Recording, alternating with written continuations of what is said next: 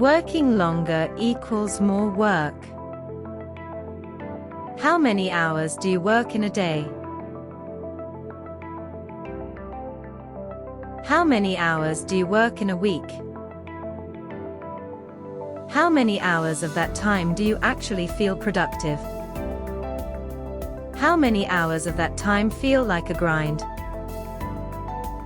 Do you take all of your annual leave?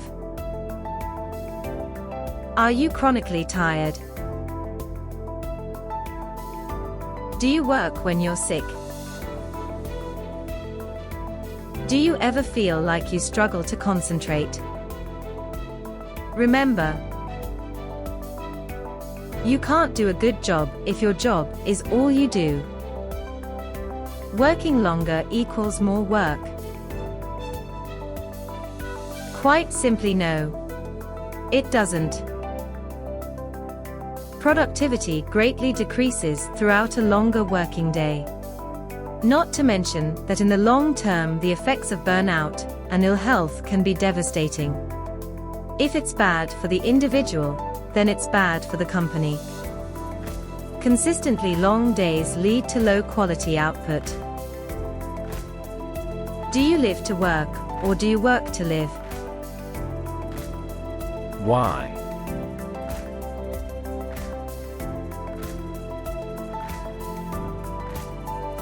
Reducing hours, a timely trend. The work week hasn't always been defined as a 5-day week. It was first introduced in 1908 in the USA, officially instated in 1932, with many countries quickly following suit. Previous to that, a normal working week was a 6-day week. And before that, the average working week in the Victorian era was 100 hours over all 7 days. Cutting a day, or shortening the workday, is not a new concept. Reducing hours, annual leave and bank holidays. In 1871, 4 bank holidays were introduced in England, Wales, Northern Ireland, and 5 in Scotland.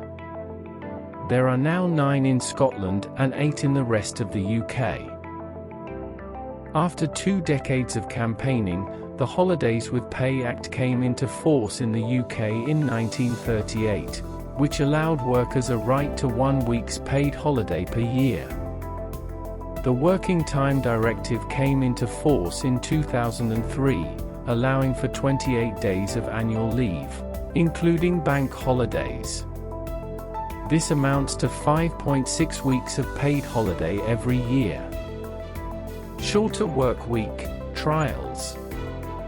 Sweden introduced a 6-hour workday in a care home setting with no cut to pay.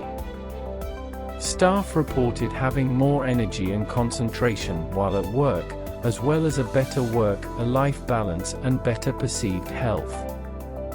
Employers reported less sick leave and a boost to productivity. Iceland introduced a 4-day working week. Workers were paid the same amount as a 5-day working week.